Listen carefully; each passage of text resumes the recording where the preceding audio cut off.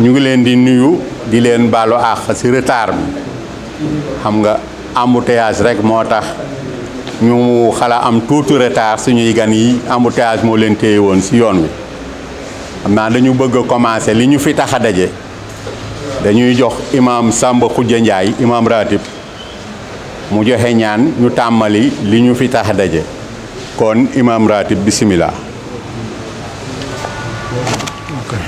asalaamaaleykum wa rahmatullah ñu bokk jàng fatiha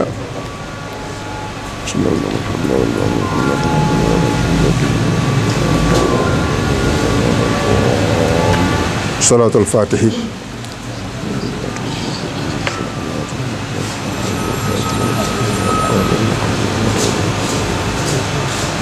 rabbana atina min ladunka rahmatan wa hayyi lana min amrina rashada birahmatika ya akramal akramin ya arhamar rahimin subhaana rabbi rabbil izzati amma yasifuun wa salaamun alal mursaliin walhamdulillahi rabbil aalamiin.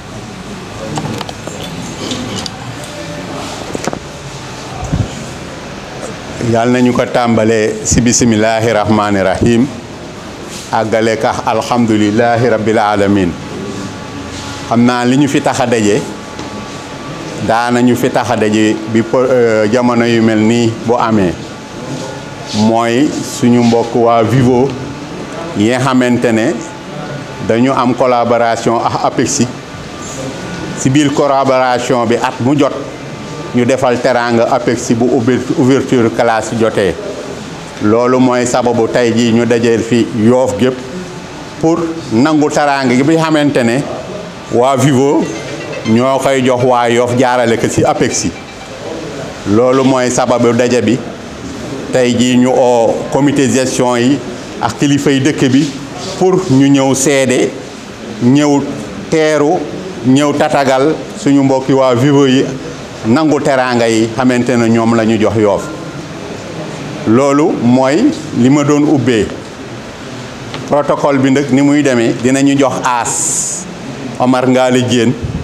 bi nga xamante ne moo yor administration APEXI dina wax diggante APEXI ak Vivo ba ñu sosee seen collaboration ba jëmmi yàllay tey la lépp loo xamante ne dox na suñu diggante ak waa Vivo aas dina ko wax bu ñu fa jógee dinañu jox président APEXI muy Serigne Mbaye Diène kàddu gi moom dina wax lii Yoff am yéene ci njàngami feex ñu jëm 2050 ak yéene yi ñu ci am moom dina ko wax ci biir introduction bu ñu fi jógee dinañu jox waa Vivo ñi nga xamante ne ñoom lañ doon teeru ñu joxe seeni kàddu bu ñu paree ñu joxe remise symbolique li xamante ne moom la ñu fi indi bu ñu paree amee na cadeau boo xamante ne waa APEXI dañu ko defar waa Vivo dinañu jox président mu jox ko représentant Vivo moom it cadeau bi bu ñu paree dinañu jox ci turu coutume bi ci turu dëkk bi yëpp ki nga xamante ne mooy ndey ji réew Ousmane Sylla mu waxal ci turu dëkk bi yëpp bu ñu paree ñu joxaat imam Samba Khoudia Ndiaye mu joxe ñaan loolu daal la ñu amoon pour wax leen ko pour commencer cérémonie bi kon dañuy jox aas au nom de l'APEXI mu wax diggante Vivo ak APEXI kon aas bismillah.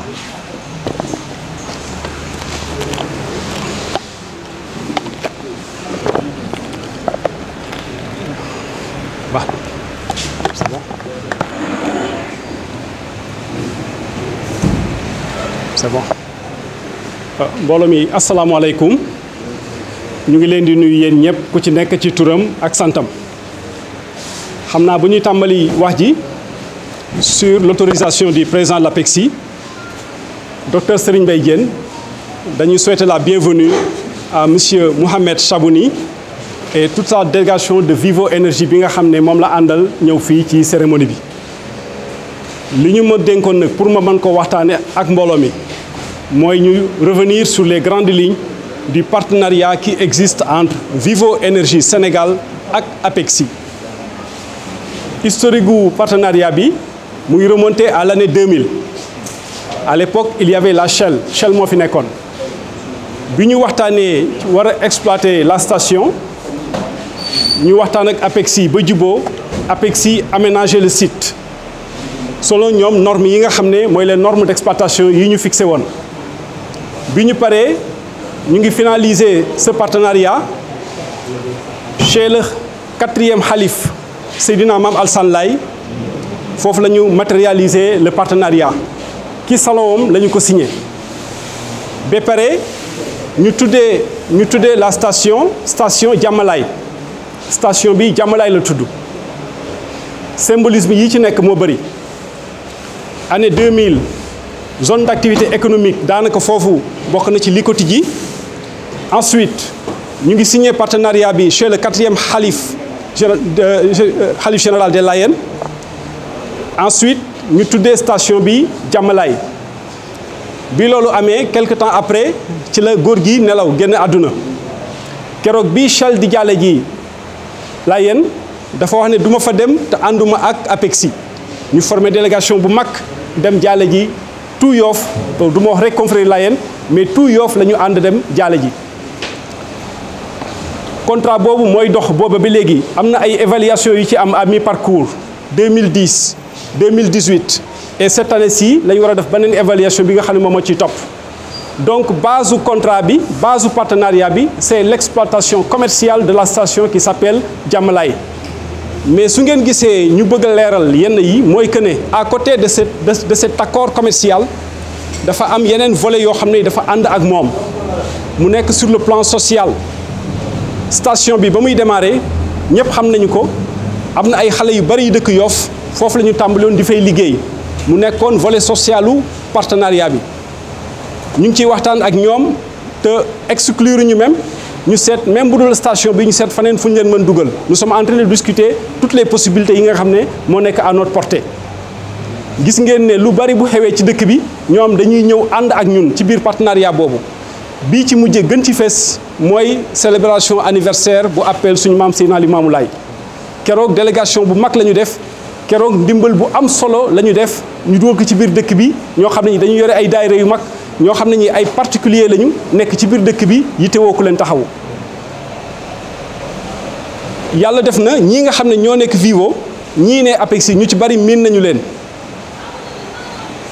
benn exemple rek laay joxe madame Dieynaba Sakho bi nga xam ne moo yore léegi volet tout ce qui est marketing communication léegi sax APEXI miin na ko te yàggul dara pour wane rek parce que nag ñun bu ñuy dem foofu ay ndaw lañu demal luñ fa suñu bopp waxuñu fa suñu waxi bopp waxi dëkk bi lañ fay wax bu ñu amee occasion yi mel nii day baax ñu jox leen un compte rendu fidèle ngeen xam ñan lañ ko seexal monsieur Chaboni à chaque fois que nous nous sommes présentés devant les agents de Vivo Énergie nous avons trouvé sur place une écoute attentive une oreille vraiment diligente pour prendre en charge les préoccupations qui ont été mises sur la table par l'APEXI je pense que loolu moo conclure tey ñu daje fii la dernière fois bii nga xam ne ñoom ñu ngi def lii je pense que il nous avait donné 150 kits cette année je pense que vous êtes à 300 kits weddi gis bokk ci xam nañ ne du lii mooy régler problème mu scolarité à Yoff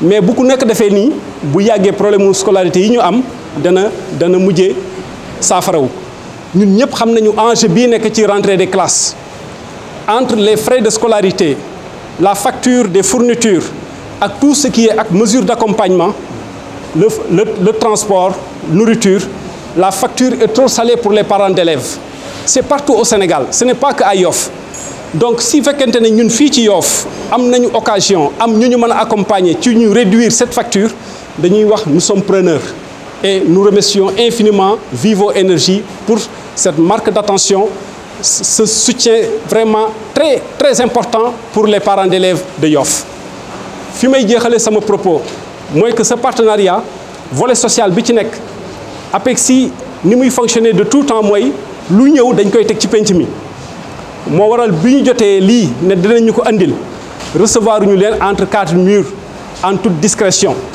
on a fait l'annonce dans les groupes WhatsApp de Yoff pour dire que nous allons recevoir le jeudi 12 octobre un lot de fournitures venant de Vivo Énergie pour qui? Pour les élèves dont les parents ont des difficultés pour couvrir la facture scolaire.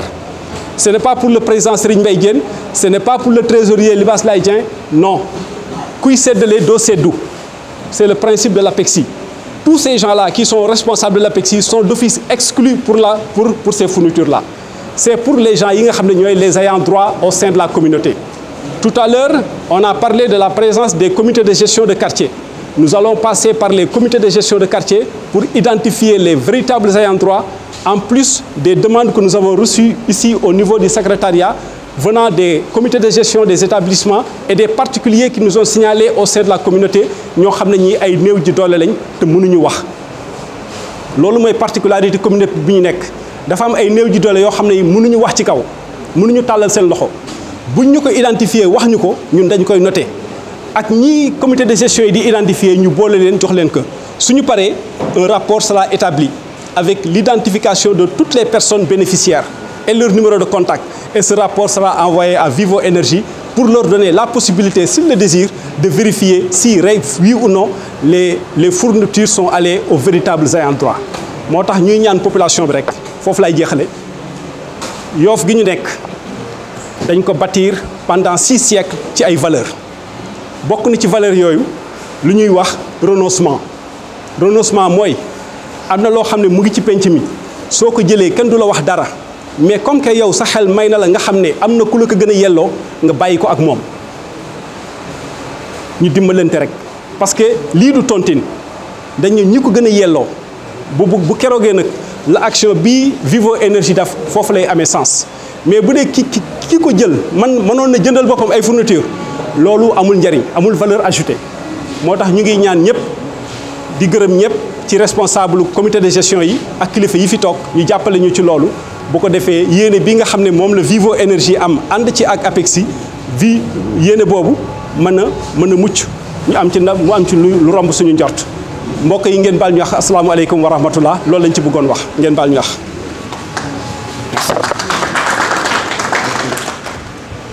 jërëjëf As fa tabarakallahu wax ji gàtt na te am na solo xam naa ci présentation bi dañu fàtte woon suñu njiyaay Njaga Maxtaar Laay représenté fi xalif général des Layènes moom mu ngi nii toog ci turu xalif général des Layènes moo ngi nii waaw pour continuer nag dañuy jox président APEXI Serigne Mbaye kàddu gi moom mu joxe kàddoom kon bismillah président. asalaamaaleykum mbokk yi ngeen baal ma dinaa tënk tuuti sama wax ci français pour permettre monsieur le directeur et la délégation de comprendre ensuite ma firi ko ci wolof. Alors monsieur Chabouni et l'ensemble de l'équipe de Vivo Énergie, nous avons le plaisir vraiment de vous accueillir ici à Yoff au centre d'incubation dénommé Jaraaf Issa Mbeng. Vous avez en présence de vous les autorités religieuses et coutumières, dont l'imam Ratib, une autorité coutumière, et le représentant du Khalif des Layènes, qui est aussi membre du comité d'honneur de l'APEXI et qui est un membre fondateur de l'APEXI. Donc c'est une autorité. Vous avez aussi le saltigué Mamadou Mbeng, qui est un saltigué mais qui œuvre dans l'éducation. Il est président des parents d'élèves du lycée. Donc nous avons aussi des autorités de l'école. Babacar Mbeng, les Khadria à Yoff ont une fédération. Son représentant est également ici. Mais il y a les directeurs d'école. Monsieur, c'est le directeur de Kenjiro. Oui, c'est ça.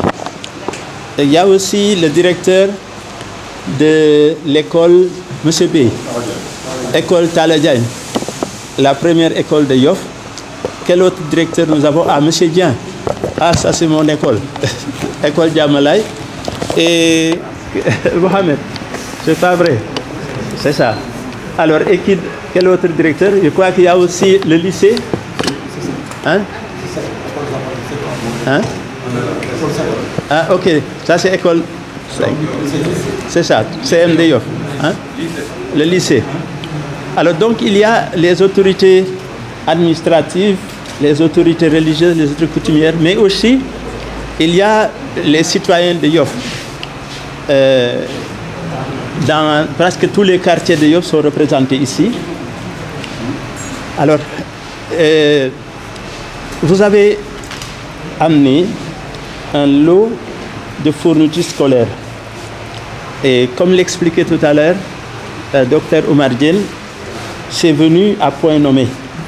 Parce que c'est la rentrée et les parents, aux moyens limités, éprouvent beaucoup de difficultés à pouvoir compléter le trousseau de leurs enfants.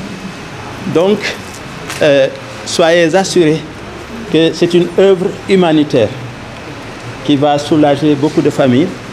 Et comme il l'a dit, nous allons nous employer à en faire une distribution non seulement équitable, mais qui va vers les plus nécessiteux. Alors, je voudrais en quelques mots vous dire que nous sommes en train, à l'APEXI, de réfléchir et de travailler sur le Yoff de 2050. De 2050 à maintenant, nous avons le temps de vieillir et de mourir probablement. Mais comme Dieu n'a pas de petites choses, il faut lui demander de grandes. Il faut viser large et grand. Alors, notre programme de Yoff 2050 repose d'abord sur un pilier économique. Nous voudrions que la pêche, qui est le poumon de l'économie à Yoff, passe de la phase traditionnelle à la phase industrielle. Donc nous projetons de faire construire un port de pêche, non pas pour des pirogues, mais pour des bateaux, avec une digue de protection pour la plage et l'assainissement. Alors ça, c'est le premier volet. Le deuxième volet, nous sommes ici dans un village qui a une particularité. C'est à la fois une base, j'allais dire, religieuse, et en même temps, les croyances traditionnelles continuent de vivre avec la pensée religieuse de manière harmonieuse. Ça, c'est une chose que nous voudrions... Ah, merci. Alors, préserver. Alors, l'axe qui suit, et c'est un axe important, c'est l'axe qui concerne l'éducation. Parce que tout ceci, nous ne pouvons pas le réaliser si nous n'investissons pas dans l'éducation. Le reste, je vais m'arrêter là parce qu'il y a 7 axes, dont un axe qui concerne les finances. Où est-ce qu'on va trouver les moyens? Donc, nous avons des idées là-dessus. Alors, maintenant, je vais retourner au Wolof. J'ai résumé l'essentiel. Parmi les axes de l'éducation, nous avons pensé qu'à Yoff, il y a 6 écoles élémentaires. Bon, pour l'ensemble de la commune, c'est plus grand. Mais, hein? Yoff traditionnel, hein? D'accord. OK. Alors, nous avons pensé que ça, ce n'est pas assez pour la couverture des besoins. Et donc, nous avons dit qu'il faut penser à une manière d'arriver à augmenter le nombre d'écoles, y compris les écoles élémentaires, enfin, le CM et le lycée. Alors, nous avons pensé à regrouper les écoles 2 par 2. Donc, nous avons été dans pratiquement toutes les écoles. M. B peut en témoigner, M. Dien aussi, pour voir comment on peut combiner les écoles. Alors, dans ce travail, nous avons eu la chance d'avoir un ingénieur et en même temps qui est architecte et avec lequel nous avons travaillé. Nous avons fait les écoles. Bon, je ne vais pas entrer dans les détails, mais nous avons... Anaki, s'il vous plaît, vous pouvez retourner le tableau. Nous avons un exemple, juste l'école Djamalai. Nous avions pensé que votre école pouvait aller dans un espace du CN. Nous étions venus, vous vous rappelez, pour voir. Alors, ça, ce que vous voyez là, c'est le CM dans sa situation actuelle. C'est la partie de gauche. Alors, le CM actuellement, c'était un lycée et le lycée a été sorti et amené vers l'est. Donc, il y a un espace qui est trop ample.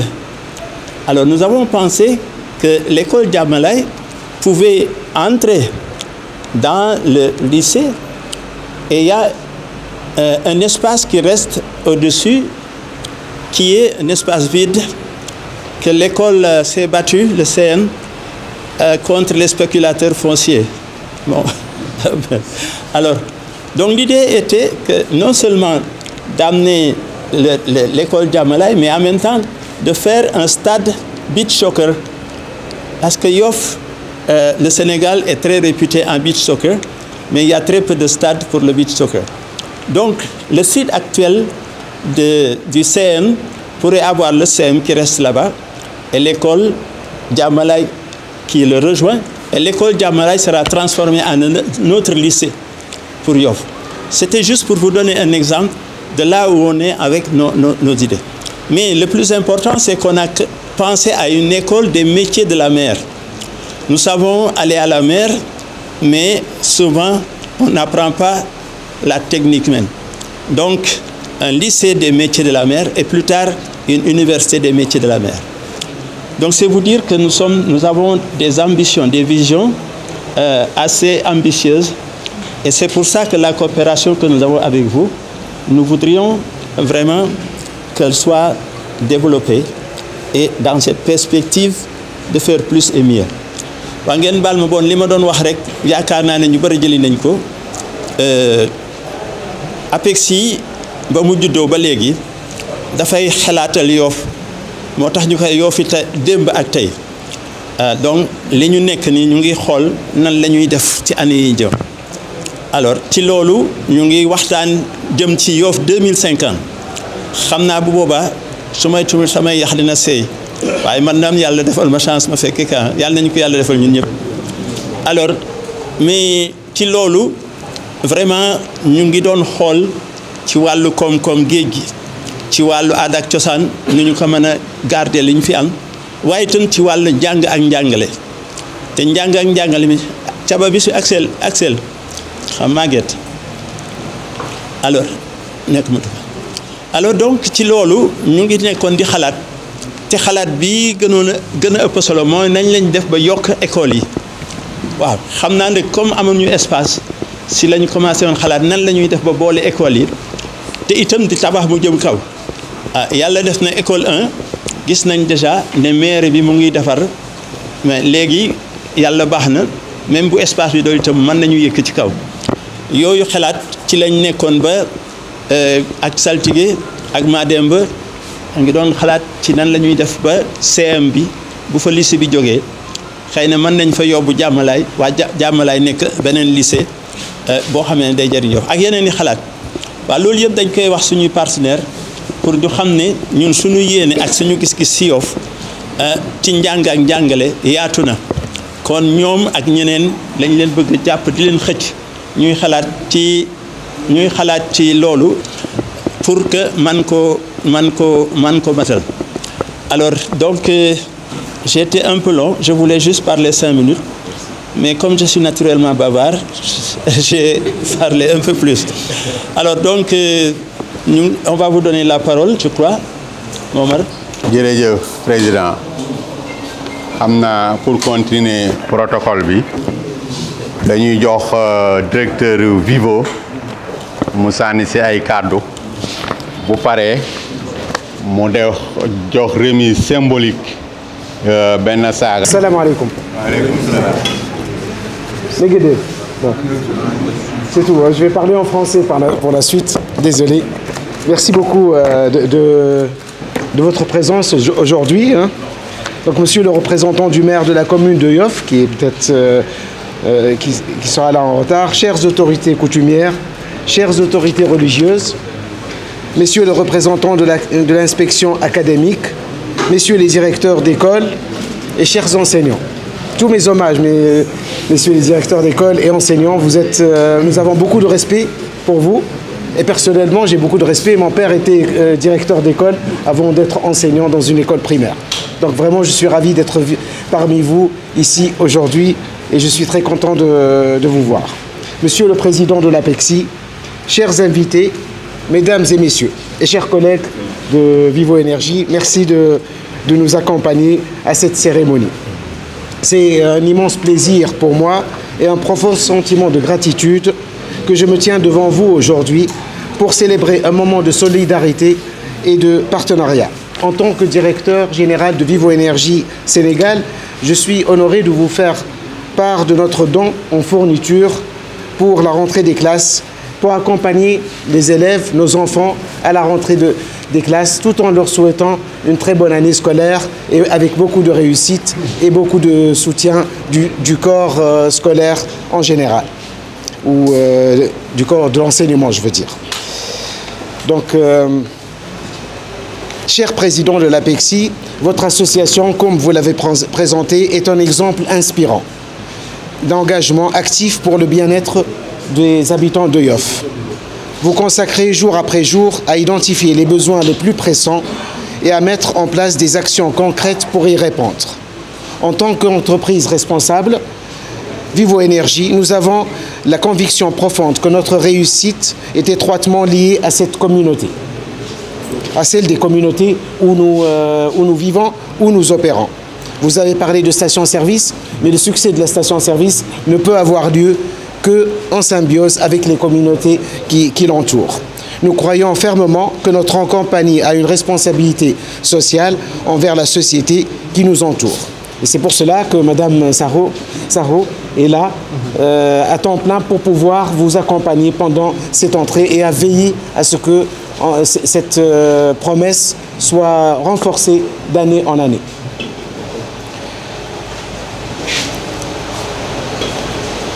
En considérant l'APEXI comme véritable partenaire stratégique, nous avons pu travailler main dans la main pour identifier les besoins prioritaires de la communauté.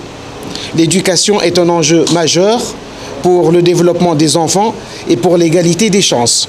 C'est ainsi que nous avons décidé de concentrer nos efforts sur la mise à disposition de fournitures scolaires afin de donner à chaque enfant les outils nécessaires pour réussir à l'école. Je tiens à remercier toutes les personnes qui nous font l'honneur de leur présence aujourd'hui. Ensemble, nous pouvons créer un impact significatif, positif et durable. Merci beaucoup pour votre présence et nous souhaitons à nos élèves, à nos enfants, une très bonne réussite et une très bonne année scolaire. Merci beaucoup. Merci, Président. Voilà, ce sont les fournitures scolaires qui contiennent quelques documents, quelques cahiers, livres. Voilà. Une remise symbolique des outils scolaires qui sont remis aux élèves et que nous vous transmettons. Merci beaucoup. Voilà, ce paquet symbolique qui, avec tout le reste, va être réellement distribué aux familles les plus nécessiteuses. Merci pour toutes ces familles à Vivo Énergie. Merci, Monsieur le Directeur. C'est pour cela que symboliquement, nous vous donnons ce cadeau en retour d'une bureau. Allez essayer si ça peut vous l'amener à la Merci. Merci beaucoup, Président. Vraiment, la pêche est très importante. Et nous considérons vraiment que le fait de d'enseigner les outils de la pêche est quelque chose de très important pour la génération. Merci beaucoup. Merci de nous regarder, s'il vous plaît. S'il vous plaît. Voilà. Dañuy préciser qu'il y a l'inspecteur Libas Diagne de l'IEF des Almadies qui est là. Il y a aussi Thierno Sarr de CODEC qui est là. Pourquoi nous mentionnons CODEC et IEF des Almadies?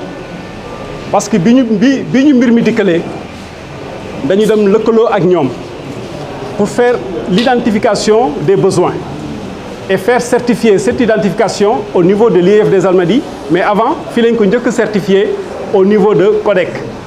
Donc, inspecteur, nous voulons remercier vous qui nous accompagner pour nous certifier que ce sont des besoins réels vraiment au niveau des écoles de Yoff. Nous avons dit à CODEC. Nous voulons remercier pour ce déplacement. Merci beaucoup. Asalaamaaleykum mbooloo mi ñu ngi yëkki kaddu ci turu Alaaji Babacar Mbeng ak Seyni Gueye chef de village Monsieur le directeur, je me présente. Ousmane Sile Sarr Ndeye Ji Réew. Je représente le chef de village. jërëjëf bu loolu weesoo mënuñu lu dul di gërëm ndax waa Vivo ñun dañu fekk léppam ba ñuy def partenariat ak APEXI ci station dong la woon booba la ñuy door a commencé partie bii nekk ci autoroute ñoo Senelec ak SONES bon tey bu ñu toogee ba ñoom ñu toog fi ba léegi di ñu defali taraanga ci tur Yoff gépp au nom de tout le village nous vous remercions parce qu'on a vu votre partenariat avec APEXI. Il y avait d'autres qui étaient là mais ce que vous faites pour le village nous vous remercions vivement bu loolu weesoo nag ñu ngi baalu àq ñëpp ci turu Sini Gueye ak Babacar Mbengue notable yi am nañu contenté parce que nit bu duggalee ci dëkk bi loo xam ne day dimbali parents d'élèves ku nekk xam ne ne mag ñi sonn nañu borom kër yi sonn nañu bu jógee si ay 20 kits ba 150 kits ñu ngi 300 kits ñu ngi yaan yàlla mu dem ba 1000 kits parce que bu partenariat bi franché muy dëgg ci APEXI di dëgg ci Vivo mën nañu defal lu ëpp lii. Nous vous demandons même si vous pouvez nous aider à construire une école à Yoff, on va dire c'est l'école Vivo.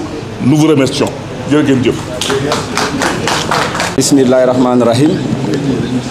Auzu billahi mina sheytaani rajim. La hawla wala quwwata illa billahi azim. Ginnaaw bi ñu sante suñu borom subhanahu wa taala musul seytaane ñu ngi nuyu mbooloo mi yëpp ku ci nekk ñu ngi lay jox sa wàccuwaay di jël nuyooyu di ko teg ci monsieur le maire ou bien son représentant ou bien sa représentante mu nuyul ñu mboolem kilifa diine ak aada yëpp di nekk Yoff di leen xamal ni wax dëgg yàlla am nañu kontaante bu mag a mag a mag a mag di remercier également le président de la fondation Vivo Énergie mais mention spéciale au docteur As parce que yàlla dafa dogal ñu bokkoon même département géographie à la faculté des lettres muy ku macha allah touchons du bois ku am fulla nag ci boppam ku am yar ku am teggin mais également ku nangu woon jàng loolu mën naa ko seede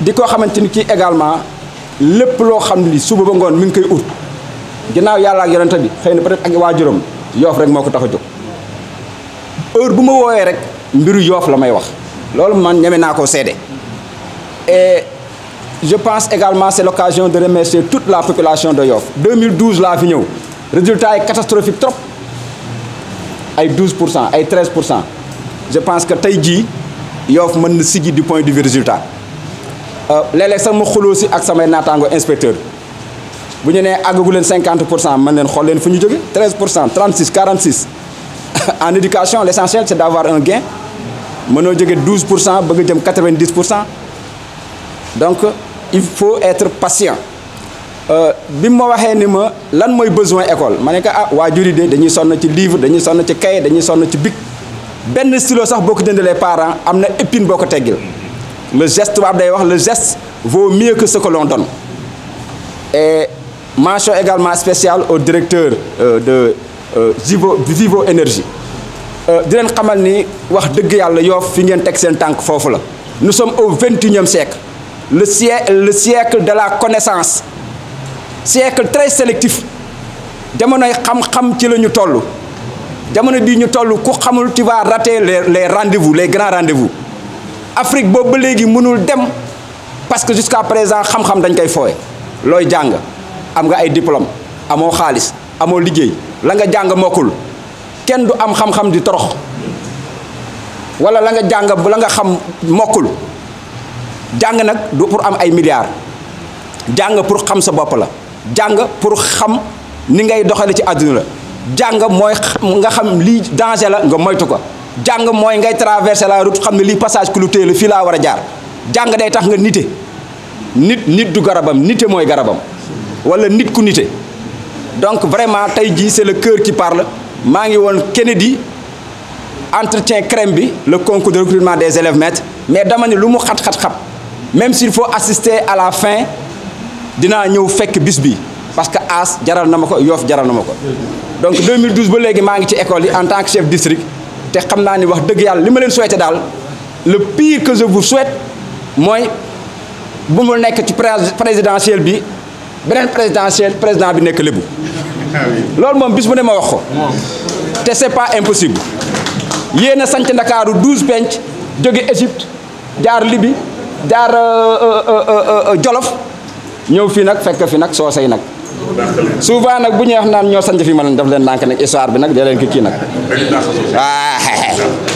waaw donc wax dëgg yàlla tey moom kontaante bu mag a mag laa am di ñaan yàlla wax dëgg yàlla bagages yi ak jumtukaay yi xale yi utiliser ko nekk ay cadre nekk ay pilote nekk ay ingénieur nekk ay avocat ba Yoff wax dëgg yàlla am des intellectuels de haute facture am également des fonctionnaires sur le plan mondial loolu lu mën a am la parce que xam naa ne lébu ñu am ful lañu ñu am fayda lañu ñu mën teraanga lañu seen teraanga ak seen baaxaay moo tax tey ji presqu'île bi xat ngeen ndax jox suuf si ay jàmbur je vous remercie de votre aimable attention.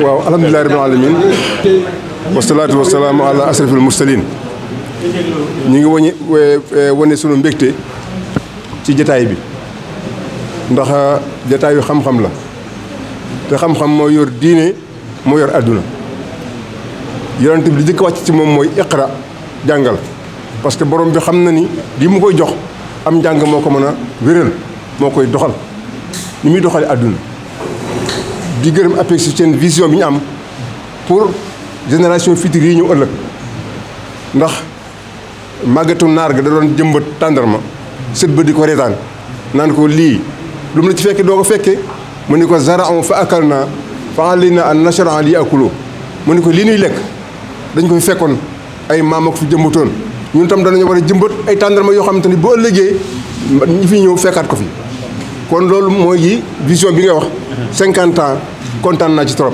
parce que nit day am gis-gisu ëllëg nit day am gis-gisu ëllëg ndax te olof yi dañuy wax bu yàqu muy njariñ loo fekkee maanaam man damay wax ne njariñ lu doomu aadama yi jariñoo njariñ na nekk lu doomu aadama yi jariñoo lépp lu doomu aadama yi jariñoo rek jariñoo nga ko yow yonent yàlla Ibrahima ba muy ñaan ci Màkka boppam taxul woon te ñaan googu ñu ngi koy gis di ko dund ba yemal xiyaamati kon nag moom bokk na ci ñaan nga ndax tuyaaba ji dina ko fekk fa mu tëdd kon ñu ngi leen ñaanal yàlla tawfiix ak taysiir ak na jaax di leen gërëm monsieur Seyd Mouhamad nashkurukum shukran jamilan ala husni muamalatikum maana natamanna lakum tawfiix tunisien la natamanna lakum tawfiix wa sadaat fi kulli umurin taqumun biha insha allah kon nag ñu jàng fatiha ak salaatu fatiha auzu billahi min shaytaani rajim bismillahi rahmaani